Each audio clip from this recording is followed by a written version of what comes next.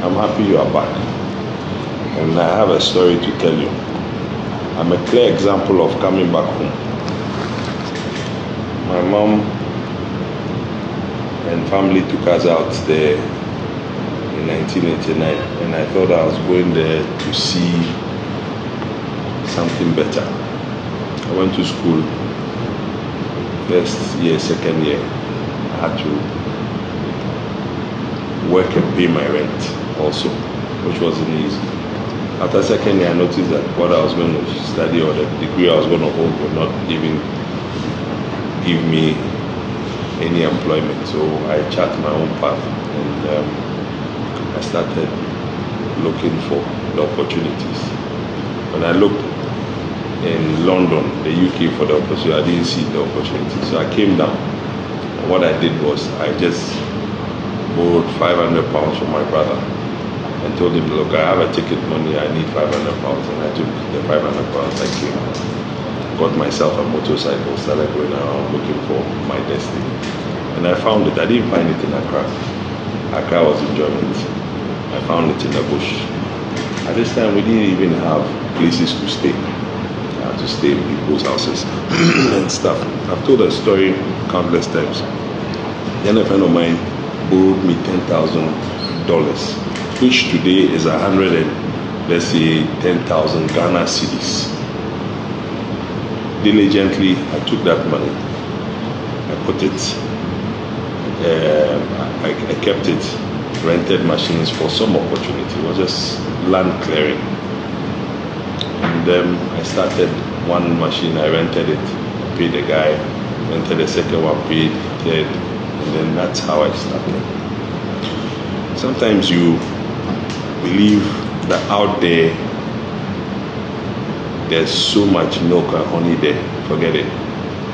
The same places that you are going to look for greener pastures, they are looking into your country for greener pastures. But the good experience is that you've gone and you've seen. It wasn't easy. And I'm sure even for you to have set up a business, it wasn't easy for you. So we are happy that you are back in peace. Some people go, they don't come back. A lot of youth have traveled through the desert. They've not even reached their destination. They've died in between. We can't today record how many people have died in that process.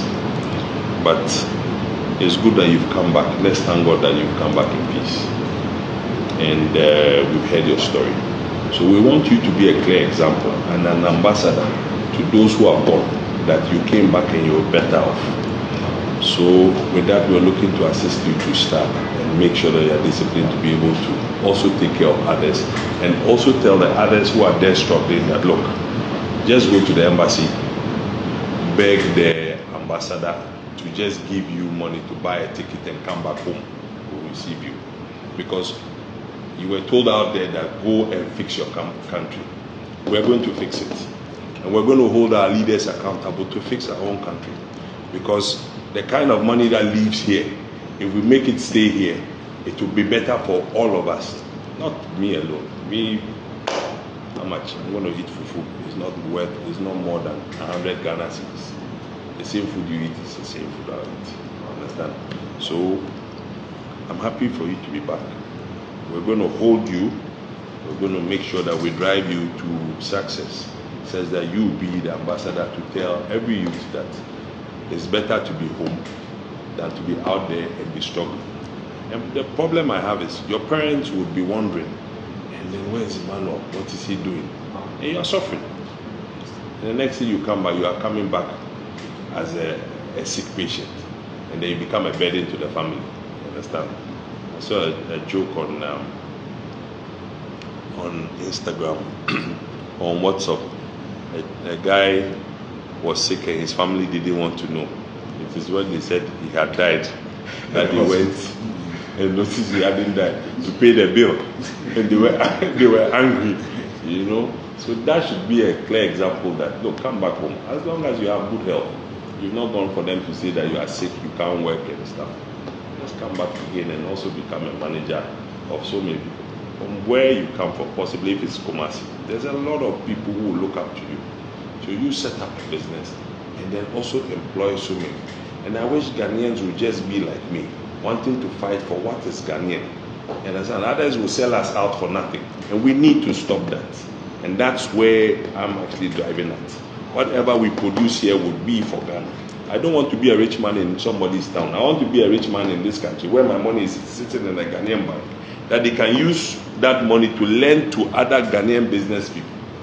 Than to go to South Africa, you stay there, the white people and black people are fighting. Then now the black people say, you, the blacks who helped us to fight, we don't want you there. So I'm happy for you to be back. So what are your ambitions coming back?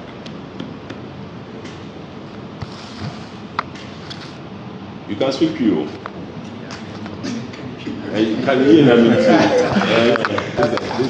Oh, okay. What I say? What if you?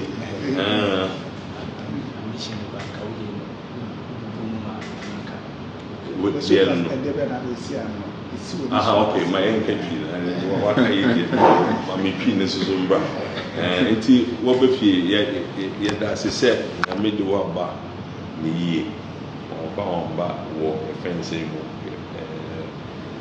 adakam de wo ba yi wo ba e wa hwe kom no e pese wo ye yi na wo so wo mankofo a wo mo bre wo amanoni no embra na wo mu se Ghana no bibia wo be ko bia no Ghana no eye the most peacefulest place.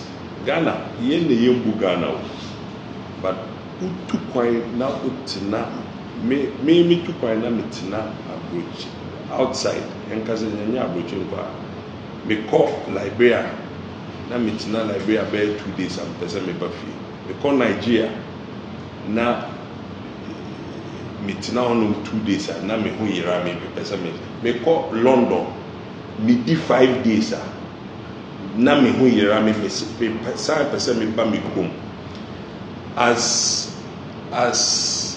scattered as Ghana, your war in politics in Kakao, Ghana should be war. Bana between no be a sri, between no be a bonkomo, you understand? And then in here, and yet Kuma over America, out of 1, 2, 3, 4, 5, 10 shops are you or 7 shops in your town 2 or I mean, what kind of a country is that? But Ghana should be war. Now, I dare say, I say, ye serious, near Hayon. Ye again say, oh, who call Abuja? Make Abuja, a kind of make a bow. Because of course, what that would be a no one more now, no. Ebo Kusaba Kutafe, move call around Madame Fournier. Or Yari Untumin Yejuma, Untumin Janeka. Into Corn Macacra, I saw one as all the shell. You understand? Ubusu ni bia watina ho ontumi omni kukrata ontumi mba. You understand? Into what way there ya happy papa say you proud. Ebinumu Nigeria for now e wo no wo mai ebinumu ahwe wo mo kwa. You understand? But you have come back home peacefully and we are happy. So now what we want you to do is to be an ambassador. What do you want? What do you want to do? At the end of the day, yeah, you beat me up. Wow. You use you as an ambassador. Yes.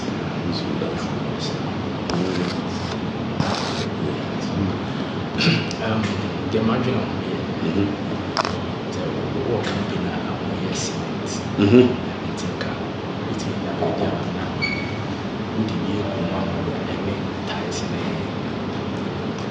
Hardware. No problem there. Opinion is cement there, opinion is here, and I'm happy to say, Upeba, a very trucks and all. Yeah, maybe projects are one motor cement, yeah, direct to Utwa. It's our credit, no opinion. Utwa now who are company, a BB office amount, a big trucks amount, drivers. Now, for resources, cement now, what and now what is coming with your now where you profit, then one. That was what started. Also start here. Now I feel me on the movie. Now also put the home move as agents, almost so top, then one.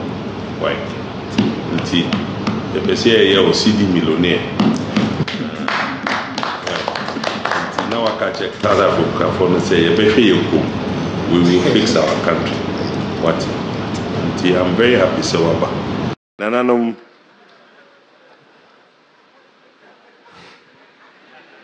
I want to tell him something, but I'm keeping myself. Thank you very much for giving me this opportunity for working here for 30 years. I just didn't spring up from Ghana and started working here. When I started working here, a lot of people were in school, some were students, and today they are heading the commission and they are regulating us somewhere. Somewhere, and some of the people I work with today, like him. I came here in 97, 98, started, he was working for AMS, and I came to rent a machine on the reclaim. And they were desperate for dozers then, so they moved my dozer into the hard rock. In 2 months when I came, they had destroyed my dozer. But unfortunately, when I came here, I didn't have a place to stay. I used to stay in a place called Peace Hotel. That was in the beginning. But one day I went there and I didn't get a room. So I ended up in his living room, and he gave me a couch to sleep, and I slept. So I couldn't go at him. From there, I got taken to Takwa, where I met Sid, Eskin, Majid. So everybody today in EMP have come out of AMS and other companies that I work with. But the brief story is to say it hasn't been an easy journey. And what I'm doing today, or the transfer of mine to EMP, is for everybody. It's not for me. In the past, I used to come in here, stand at that gate, looking to go in there to get some work to do. Tony Obion was there with Dave Ingle, and if most people remember Dave Ingle, Mike Izan, and so many of the other people from Ranger. But after 30 years, I asked myself that, look, can we just still be contractors? We can't do that.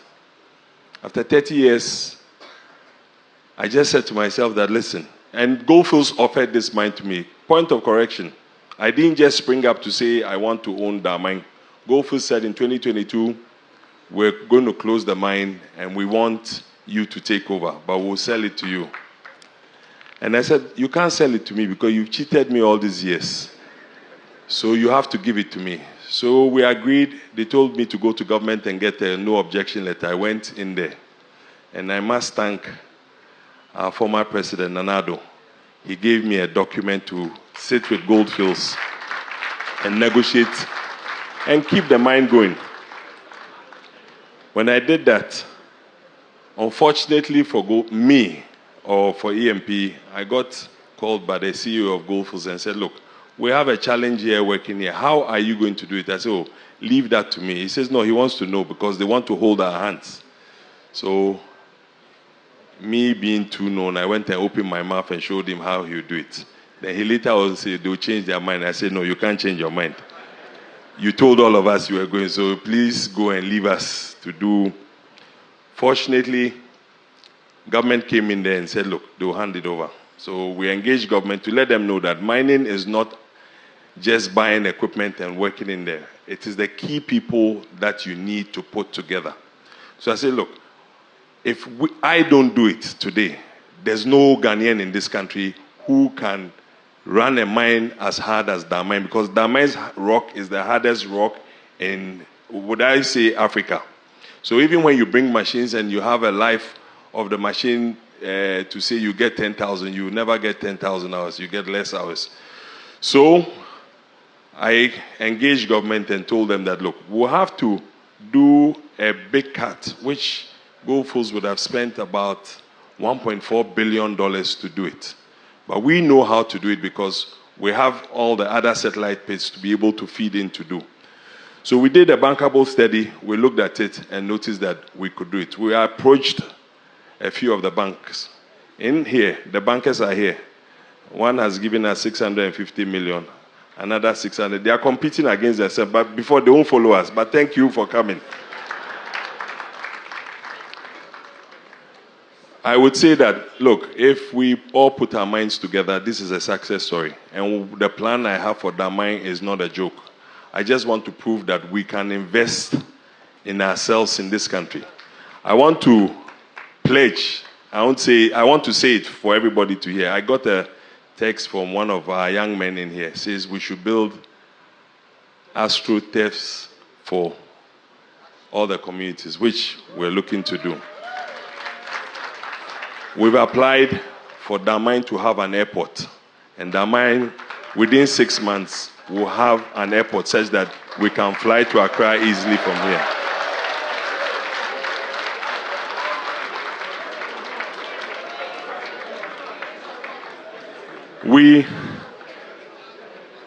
You should have said all that I'm saying. I won't pay you this month. In the next 2 years, we'll be able to drive from here to Cape Coast on a concrete road or an asphalt road. I beg you, this is not political talk, this is real talk.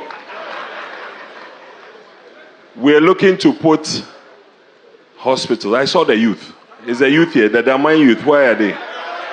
My youth. Thank you. You talked about a hospital. I'm looking to put 2 big hospitals in Damai. Not Damai alone. Is it Damai and Ateku? Or we will put it together. And Aboso. So what I want to say is that whatever money we make from here, we will reinvest it here. And I want to build my own personal house here. So I'll be living with you, Nananum. But thank you very much for giving me this platform. They didn't want me to talk, but anyway, I just said, let me say something. Thank you very much. Thank you.